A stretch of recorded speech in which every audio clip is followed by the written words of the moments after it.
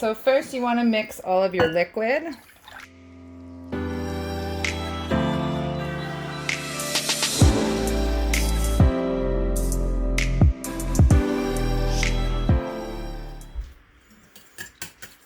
Next, we're going to add our dry. The trick here is to never stop stirring.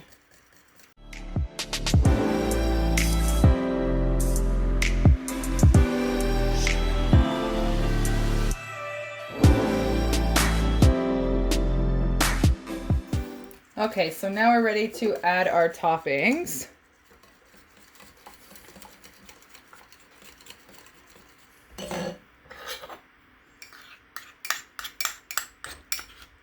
We want to mix our peanut butter in first, give it a good stir, and then add our remaining toppings.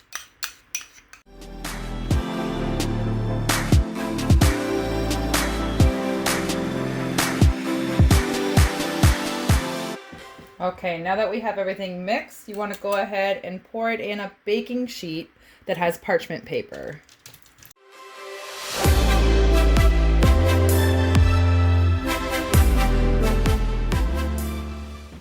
Well, this concludes our peanut butter and jelly to go.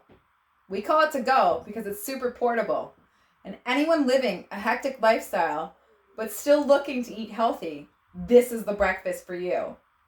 I've left in the comments below serving size and nutrition facts. Also, speaking of comments, comment below and let me know what you like or dislike about the video so I can continue to provide you with great content. And remember, gladiators, champions are made, not born.